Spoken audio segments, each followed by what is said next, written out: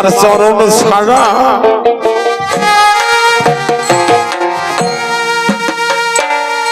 আর কিছু আমি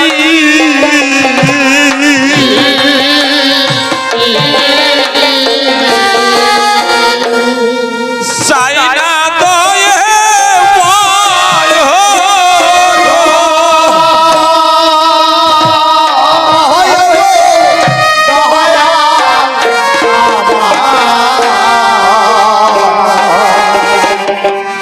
প্রভু গো, তোমার এই চরণ ছাড়া অন্য কিছু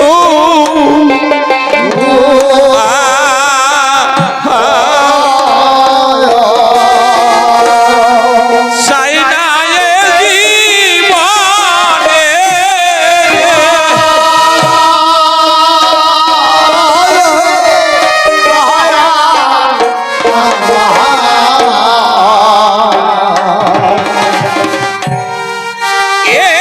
জীবনে।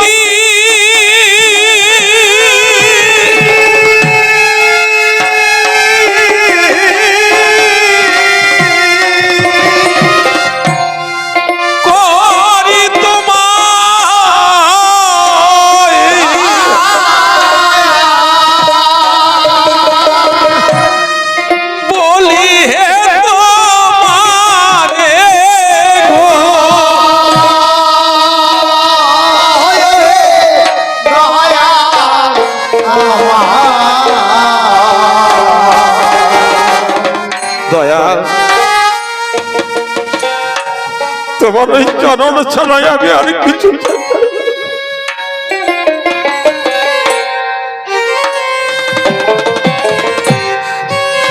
তোমার ওই চরণের পাশে যেন আমায় ঠাঁই দিও। হরি বল, হরি বল, হরি বল। ধন ঐশ্বর্য কিছু চাই না,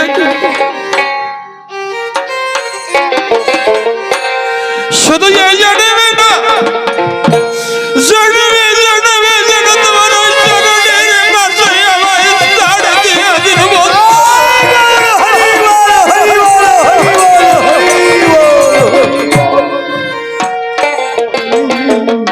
এ দয়া, ওই চরণ পাবার লাগে, ওই শ্রীচরণ পাবার লাগে মনি ঋষিগণ যুগ যুগ ধরে ধ্যান তপস্যায় মগ্ন থাকে। আর আমি কত বড় অপরাধী, আমি আজ তোমার সঙ্গে যুদ্ধে এসেছি। জগৎবাসী সবাই জানে আমি তোমার সঙ্গে যুদ্ধে এসেছি। দয়াল দেব, তুমি তুই অন্তর জানি, আমার অন্তরের বেদনাকে তুমি জানো না। আমার অন্তরের বেদনা প্রভু গো, তোমায় যেদিন সারা হয়েছি, তোমার সঙ্গ সারা যেদিন আমি হয়েছি, সেই দিন হতে দিবানিশি দিবানিশি শুধু তোমার লাগি নয়নের জল ঝরিয়েছে, কেউ জানে না।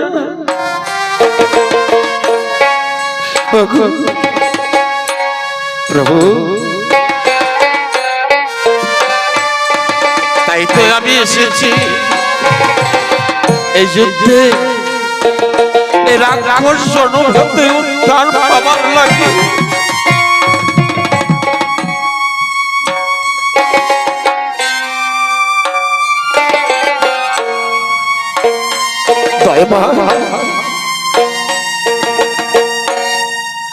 তুমি আমার কৃপা কর, অন্তর্যামী দয়াল ভগবান শ্রীরামচন্দ্র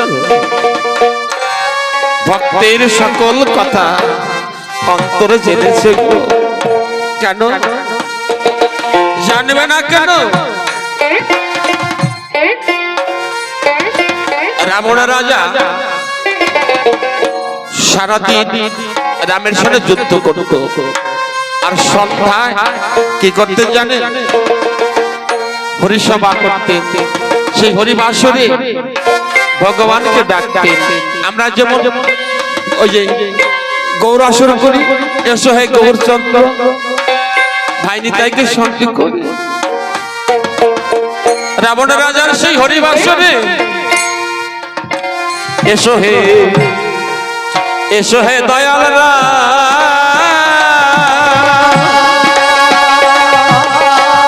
দয়াল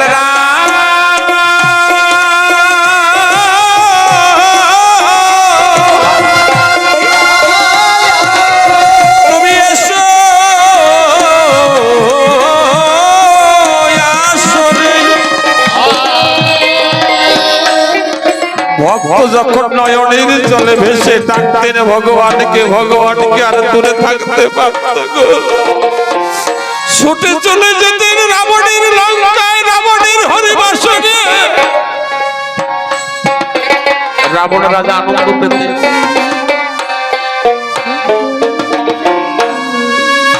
তাই তো একদিন লক্ষণ মনে মনে ভাবে, তাই তো প্রতিদিন নিশীথে আমার দাদা কোথায় যায়।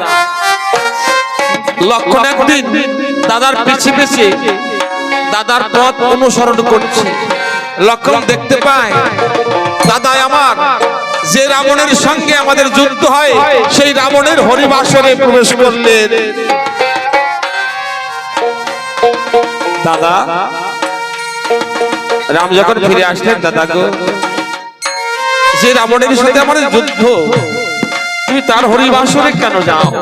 ভাই রে, যখন আমাকে ডাকে তখন আমার সত্য থাকে, ও যে আমার ভক্ত হয়ে যায়। ভক্তের ডাকে যদি আমি সাড়া না দেই, আমার যে নামের কলঙ্ক রইবে। হরিবল হরিবল।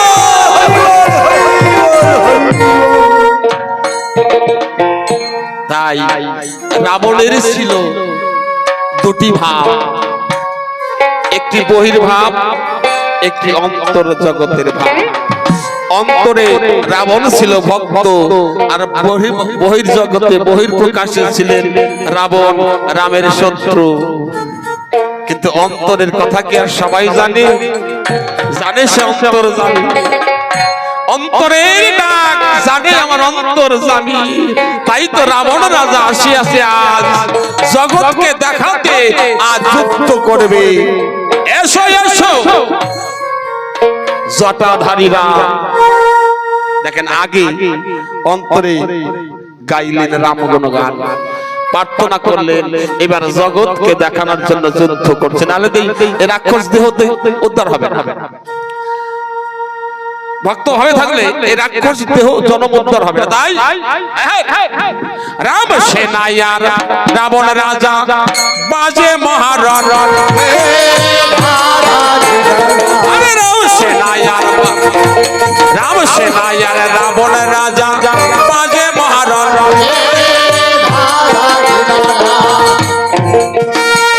ওরে রাম রাবণে তু হে এবার বাজে মহারণ। যত ছিল বানর গণ সকলে আসিল, যত ছিল বানর সেনা সকলে আসিল। বড় বড় গাছ ছুরিতে লাগিল, বড় বড় গাছ ছুরিতে লাগিল। রাবণ রাজার পানে সকল অনেক দূরে গেল। রাবণ রাজা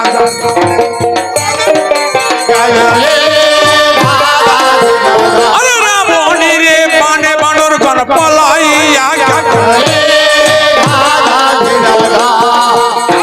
রাবণের পানে বানর গণ পলাইয়া গেল। রাবণ রাজা আগে রামের বানর সেনাগণ যুদ্ধ করলেন। রাবণের কাছে গিয়ে ওইসব বানর সেনাটিকে বানর সেনাগণ ওই রাবণের পাশুপাত বাম দেখেই মারে সোট বাবা। আর এই রণে এই বনে যাবে বুঝি প্রাণ, আরে এই রণে এই বনে আরে বাম দেখিয়া বানর করে পলায়ন, আরে বাম দেখিয়া বানর করে পলায়ন। ওই যে বীর হনুমান, বীর হনুমান রাবণের বুকে 2-4 লাথি দিয়েছে। বীর হনুমান এমনি সারে নাই, কিন্তু পারে নাই, রাবণকে ঘাল করতে পারে না। এবার হনুমানও ছুটে চলেছে, সাথে ওই যে বুড়া জাম্ববান সেও ছুটে যায়, বানের ভয়ে প্রাণ নিয়ে পালায়। এখন দুইজনে তো ছুটছে। হনুমান বলে, ও খুড়ো তুমি শুনো কোন আশায়? হনুমান রে, জানের ভয় সকলেরই আছে, রাবণের যাতে এই ময়দানে না থাকাই ভালো, প্রাণটা যাবে অকালে রাবণের হাতে, রাবণের হাতে মরার ইচ্ছা আমার নাই। তাই তুই ছুটছিস কেন? জাম্ববান বলে, তুই তো এত বড় বীর, তুই সব করতে পারিস, তুই ছুটছিস কেন আমার সঙ্গে সঙ্গে? বলছে তোমরা ছুটেছো তাই আমি ছুটেছি। বলছে দেখ, ওই চাতুরি কথা বলিস না, সল চাতুরি বলিস না, তুই বল রাবণের বাণের কাছে তোর দাঁড়ানোর শক্তি আর নাই। তুই অনেক কিছু করেছিস, কিন্তু রাবণ যে বাণ ছেড়েছে ওই বাণের কাছে তোর দাঁড়ানোর কায়দা নাই। বলছে খুড়ো আর লজ্জা দিও না, চলো পালাই। এমন ভাবে বানর গণে করে পালাই, বানর গণে করে পালাই। রাবণ রাজা রামের সম্মুখে, শ্রীরামেরও সম্মুখে দাঁড়ালো তখন, শ্রীরামেরও সম্মুখে তখন দাঁড়ালো। বড় জোরে রাবণ রাজা নাম জানালো। ওই দেখেন নাসার মধ্যে হরিবল হরিবল। আসেন ভিতরে, আসেন না কেন ওইখানে? না না নাচবা অসুবিধা। এইবার রাবণ রাজা মনে মনে ভাবনা করে, তাই তো আমি যদি ভক্ত ভাবে রামের স্তব করি, রাম তো আমাকে নিধন করবে না। ওরা তোমার হাতে নিধন হবে বটে, কিন্তু দেখবে ভক্তকে নিধন করা কত কষ্ট। আমি এত সহজেই কিন্তু প্রাণ দেব না, মরবো কিন্তু লড়ে মরবো। এবার কি করলেন? ভক্ত আর ভগবানের যুদ্ধ শুরু হলো। ভক্ত আর ভগবান, রামচন্দ্র আর রাবণ রাজা পদে ভাড়া।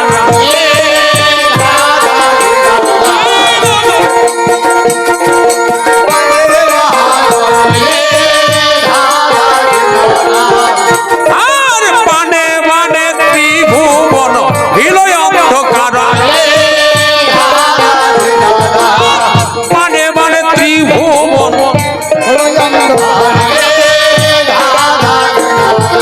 ঐশিকী বান রামচন্দ্র ধনুকে জুড়িল।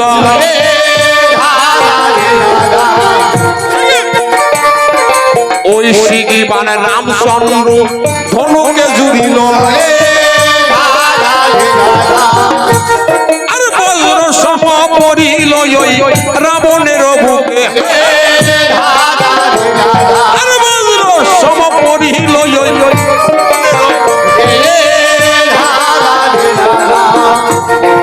মনে মনে রাবণ রাজা করিল চিন্তন, আর পাশুপদ পান রাবণ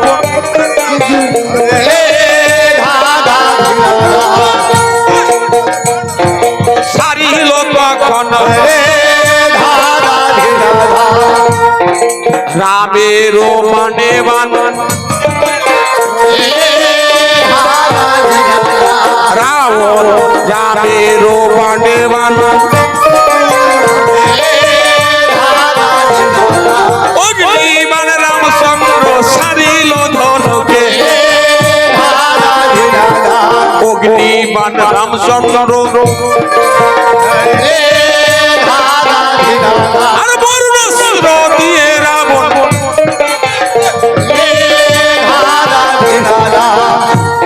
বলেন না কিছু কিছু বলছেন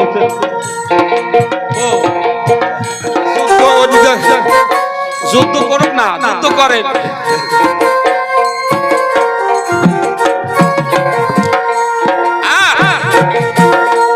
আরে করোনা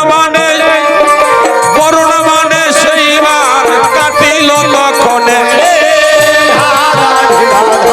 কৈশিকী বাণ রামচন্দ্র ধনুকে সারিল কৈশিকী বাণ রামচন্দ্র ধনুকে সারিল আরে এক মণ্ডকে তো রাবণের ভূমিতে পড়িল মণ্ডকে রাবণের ভূমি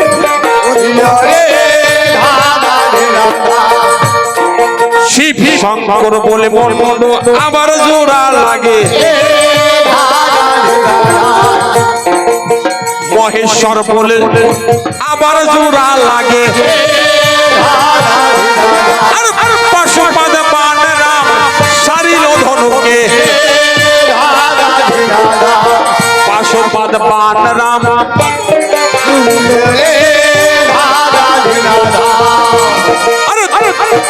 রাবণের চারি মন্ড ভূমিতে পড়িল রাবণের চারি মন্ড ভূমিতে পড়িল পার্বতী পার্বতী বলে বলল আবার জোড়া লাগে আর পার্বতী পার্বতী বলে বলল আবার জোড়া লাগে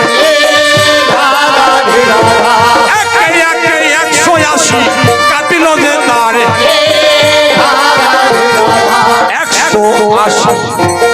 180 বার বন্ধ যে কাটিল 180 বার বন্ধ যে কাটিল কি যেন কি বলে বন্ধ আবার জোড়া লাগে